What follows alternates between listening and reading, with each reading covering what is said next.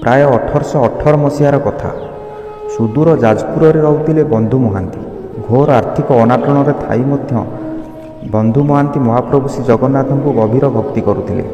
ସବୁ କଥାରେ ସେ ତାଙ୍କ ସ୍ତ୍ରୀଙ୍କୁ ପୁରୀରେ ତାଙ୍କର ଏକ ବନ୍ଧୁ ଅଛନ୍ତି ଏବଂ ସେ ହିଁ ଆମର ସବୁକିଛି ଦୁଃଖ ଦୂର କରିପାରିବେ ବୋଲି କହନ୍ତି। ଏକଦା ଘରେ ଚାଉଳ ନଥିବାରୁ ଚୁଲି ଜଳି ନପାରି 2 ସନ୍ତାନଙ୍କ ସହିତ ତାଙ୍କ ପରିବାର ଭୋକ ଉପାସରେ 2 ଦିନ ରହିଲେ। ଏପରି ଏକ ପରିସ୍ଥିତିରେ ତାଙ୍କ ସ୍ତ୍ରୀ ତାଙ୍କୁ ପୁରୀରେ ଥିବା ତାଙ୍କ ବନ୍ଧୁଙ୍କୁ ଦେଖା କରି ତାଙ୍କର ଦୁଃଖ ଦୂର କରିବାକୁ ଅନୁରୋଧ କଲେ। 2 ସନ୍ତାନ ଓ ସ୍ତ୍ରୀଙ୍କୁ ଧରି ବନ୍ଧୁ ମହାନ୍ତି ଶ୍ରୀକ୍ଷେତ୍ର ପୁରୀରେ ଥିବା ତାଙ୍କ ପରମ ବନ୍ଧୁ ପୁରୁଷୋତ୍ତମଙ୍କୁ ଦେଖା କରିବା ପାଇଁ ସପରିବାର ଶ୍ରୀକ୍ଷେତ୍ର ଅଭିମୁଖେ ଯାତ୍ରା କଲେ। ପୁରୀରେ ପହଞ୍ଚିବା ପରେ ରାତି ହୋଇଯାଇଥିଲା। ମାତ୍ର ଗହଳି ହେତୁ ବନ୍ଧୁ ମହାନ୍ତି ଓ ତାଙ୍କ ପରିବାର ମନ୍ଦିର ମଧ୍ୟରେ ପ୍ରବେଶ କରି ନପାରି ଦକ୍ଷିଣ ଦ୍ୱାରସ୍ଥିତ ପେଜନଳା ନିକଟରେ ବସି ରହିଲେ। ପ୍ରବଳ ଭୋକ ହେଉଥିବାରୁ ବନ୍ଧୁ ମହାନ୍ତିଙ୍କ ପରିବାର ପେଜ ପିଇ ଅରୁଣ ସ୍ତମ୍ଭ ନିକଟ ବଡ଼ଦାଣ୍ଡରେ ନିଘୋଡ଼ ନିଦରେ ଶୋଇପଡ଼ିଲେ। ରାତି ଅଧ ସରିକି ହେବ। ବନ୍ଧୁ ହୋ ବନ୍ଧୁ ମହାନ୍ତି, ହୋ ଯାଜପୁରିଆ ବନ୍ଧୁ, ଆରେ ଉଠ ହୋ ବୋଲି କାହାର ଡାକ ଶୁଣି ନିଦ ମଳମଳ ହୋଇ ଉଠି ବସିଲେ ବନ୍ଧୁ ମହାନ୍ତି। ଦେଖିଲେ ଆଗରେ ଠିଆ ହୋଇଛନ୍ତି ବୁଢ଼ା ବ୍ରାହ୍ମଣ ଜଣେ। ହାତରେ ଧରିଛନ୍ତି ଥାଳିଟିଏ। ଥାଳିରୁ ଉଠି ଆସୁଛି ମହମହ ଗୁଆ ଘିଅର ବାସନା। କଦଳୀପତ୍ର ଘୋଡ଼ା ହୋଇଛି ଥାଳି ଉପରେ। ବନ୍ଧୁ ମହାନ୍ତିକୁ ଆବାକାବା ହୋଇ ଚାହିଁଥିବାର ଦେଖି କହି ଉଠିଲେ ବ୍ରାହ୍ମଣ ଜଣକ, କି ହୋ ବୁଝିପାରୁନ ନା କ'ଣ ମ? ଆହେ ତୁମ ବନ୍ଧୁ ପ୍ରସାଦ ପଠେଇଛନ୍ତି ମ ବଡ଼ ଦେଉଳରୁ। ତୁମେ ଏଠି ଭୋକ ଉପାସରେ ଶୋଇଛ। ସେଠାରେ ତାଙ୍କ ପେଟକୁ ଭାତ ଯାଉନି, ସିଏ ପଠେଇଛନ୍ତି ମୋତେ। ସବୁ ଗରମ ଅଛି, ଖାଇନିଅ ଶୀଘ୍ର, ନହେଲେ ଥଣ୍ଡା ହୋଇଯିବ। ପେଟକୁ ଭୋକ ହେଉଥିଲେ ମଧ୍ୟ ସଙ୍କୋଚରେ ହାତ ବଢ଼ାଇ ପାରୁନାହାନ୍ତି ସେ। ତେଣେ ତାଙ୍କ ପିଲାମାନେ ମଧ୍ୟ ଭୋକରେ ଶୋଇଛନ୍ତି। ଡରି ଡରି ଥାଳିଟି ହାତ ବଢ଼ାଇ ସେହି ବ୍ରାହ୍ମଣଙ୍କ ଠାରୁ ନେଲେ ସେ।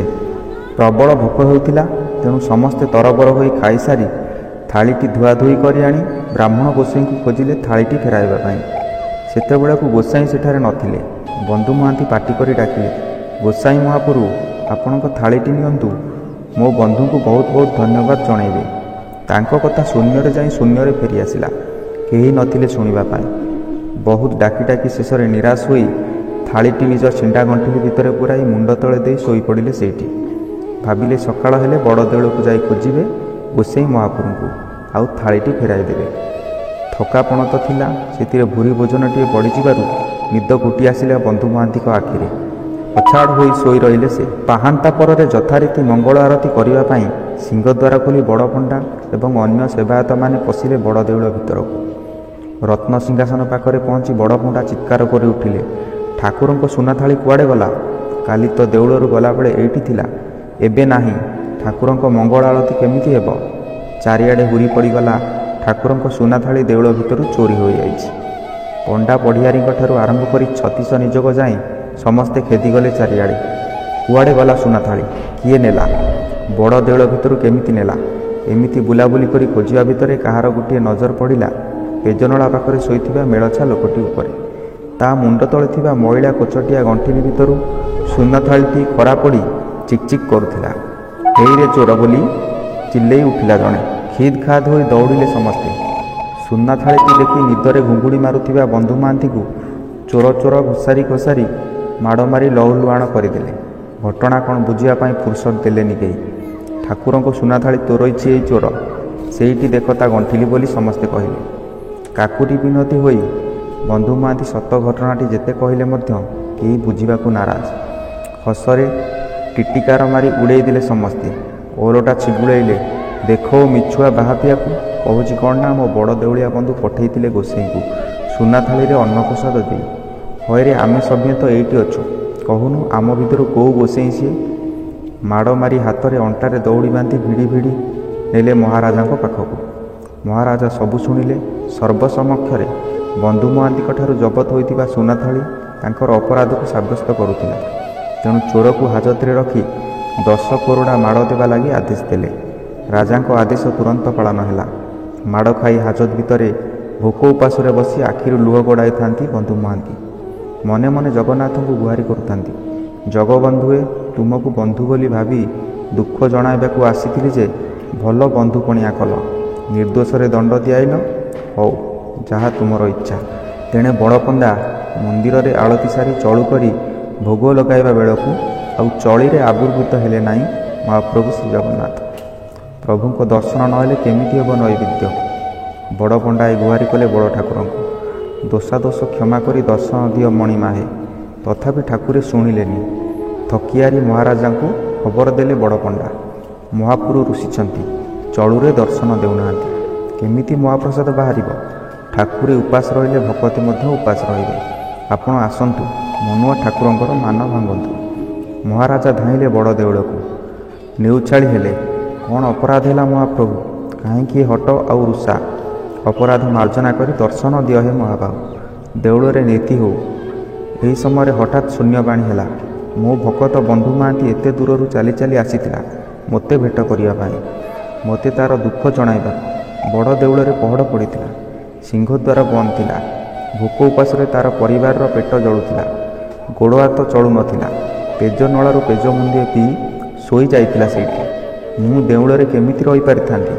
କେମିତି ଭୁରି ଭୋଜନ ପକାଇଥାନ୍ତି କୁହ? ତା'ର ଦୁଃଖ ସହିପାରିଲିନି। ତେଣୁ ବଡ଼ ପଣ୍ଡା ଭୋଗ ଲଗାଇଥିବା ସୁନା ଥାଳିଟି ମୁଁ ନିଜେ ନେଇ ଦେଇଥିଲି ତାକୁ। ସେ ଖାଇସାରିବା ପରେ ମୋ ପେଟ ଆପେ ଆପେ ପୁରିଗଲା, ମୋ ମନକୁ ଶାନ୍ତି ମିଳିଲା। ହେଲେ ସକାଳୁ ସେବାୟତମାନେ ତାକୁ ଚୋର ବୋଲି ଧରି ନିସ୍ତୁକ ମାଡ଼ ମାରିଲେ। ତା କହିବା ସତ କଥାକୁ ମଧ୍ୟ କେହି ଶୁଣିଲେନି। ତୁମେ ମଧ୍ୟ ସତ ଘଟଣା ନ ବୁଝି ତାକୁ ଦୋଷୀ ସାବ୍ୟସ୍ତ କଲ, ଦଣ୍ଡ ଦେଲ। ସେଥିପାଇଁ ମୋ ମନରେ ବହୁତ ଦୁଃଖ, ମୋ ମନକୁ ଆଘାତ ଲାଗିଛି। ଯେଉଁଠି ମୋ ଭକ୍ତକୁ ସମ୍ମାନ ମିଳୁନି, ସେ ବଡ଼ ଦେଉଳରେ ଆଉ ମୁଁ ରହିବି ନାହିଁ। ହେ ରାଜା, ତୁମେ କ'ଣ ଜାଣିନାହ ଯେ ମୁଁ ମନ୍ଦିରରେ ନଥାଏ, ମୋ ଭକ୍ତ ହୃଦୟରେ ବାସ କରେ ମୁଁ। ଲୋଡ଼ା ନାହିଁ ମୋର ତମର ଏଇ 60 ବାଉଟି ଭୋଗ, ତମ ରତ୍ନ ସିଂହାସନ, ତମର ଐଶ୍ୱର୍ଯ୍ୟ। ମୋ ଭକ୍ତ ହିଁ ମୋର ଶ୍ରେଷ୍ଠ ସମ୍ପଦ, ମୋର ବନ୍ଧୁ, ସଖା, ସୁହୃତ ସବୁ ସେଇ। ମୁଁ ତାରି ପାଖରେ ଅଛି। ଏହା ଶୁଣି ଆଶ୍ଚର୍ଯ୍ୟଚକିତ ହେଲେ ମହାରାଜା। ଅଜାଣତରେ କେତେ ବଡ଼ ଭୁଲଟିଏ ସେ କରି ପକାଇଛନ୍ତି ବୋଲି ଅନୁତାପ କଲେ। ସବୁ ଘଟଣା ଜଣାଇଲେ ସେବାୟତମାନଙ୍କୁ, ଆଉ ସମସ୍ତଙ୍କୁ ସାଥିରେ ଧରି ଯାଇ ପହଞ୍ଚିଲେ ବନ୍ଧୁ ମହାନ୍ତିଙ୍କ ପାଖରେ। ତାଙ୍କ ପାଦ ଧରି କ୍ଷମା ପ୍ରାର୍ଥନା କରି ହାଜତରୁ ମୁକୁଳାଇ ବଡ଼ ଦେଉଳକୁ ଆଣି ସେବକ ଭାବରେ ପଗଡ଼ି ବନ୍ଧାଇଲେ। ହଟିଆ ଠାକୁରଙ୍କ ମାନ ଭାଙ୍ଗିଲା। ଦେଉଳରେ ନୀତିକାନ୍ତି ସମ୍ପନ୍ନ ହେଲା। ମହାପ୍ରଭୁଙ୍କ ସେବାରେ ନିୟୋଜିତ ବନ୍ଧୁ ମହାନ୍ତି ଖୁବ୍ ଖୁସି ହେଲେ। ପୁରୀରେ ବାସ କରି 3 ଠାକୁରଙ୍କ ଦର୍ଶନ କରି ତାଙ୍କ ଜୀବନ ସାର୍ଥକ ହେଲା। ମାଦଳା ପାଞ୍ଜିରେ ବନ୍ଧୁ ମହାନ୍ତିଙ୍କ ଉପାଖ୍ୟାନ ସ୍ୱର୍ଣ୍ଣାକ୍ଷରରେ ଲିପିବଦ୍ଧ ହୋଇ ରହିଲା କାଳ କାଳକୁ। ପ୍ରକୃତରେ କଥାରେ ଅଛି, ଅରକ୍ଷିତକୁ ଦଇବ ସାହା। ଜୀବନରେ ସହକାର୍ଯ୍ୟ କରୁଥିବା ସହିତ ଭଗବାନଙ୍କ ଉପରେ ଅତୁଟ ବିଶ୍ୱାସ ରଖିଥିଲେ ବିଭିନ୍ନ କଷ୍ଟକର ପରିସ୍ଥିତି ତଥା ଦୁଃଖଦ ମୁହୂର୍ତ୍ତରୁ ତ୍ରାହି ମିଳିପାରିବ। ତେଣୁ ଆଧ୍ୟାତ୍ମିକତାର ମହାମନ୍ତ୍ର ହେଉଛି ଭକ୍ତି। ଯୁଗେ ଯୁଗେ ଭକ୍ତର ଦୃଢ଼ ବିଶ୍ୱାସ ତଥା ଭକ୍ତର ଭକ୍ତିଭାବ ଦ୍ୱାରା ବନ୍ଧା ସ୍ୱୟଂ ଭଗବାନ। ତେଣୁ ଦର୍ଶକ ବନ୍ଧୁ, ଆପଣମାନଙ୍କୁ এই ଭିଡ଼ିଓଟି କିପରି ଲାଗିଲା କମେଣ୍ଟସ୍ ମାଧ୍ୟମରେ ନିଶ୍ଚିତ ଭାବରେ ଜଣାଇବେ ଏବଂ ଆମର ଚ୍ୟାନେଲକୁ ମଧ୍ୟ ନିଶ୍ଚିତ ଭାବରେ ସବସ୍କ୍ରାଇବ୍ କରିବେ। ଆଜି ପାଇଁ ଏତିକି। ଧନ୍ୟବାଦ। ଜୟ ଜଗନ୍ନାଥ।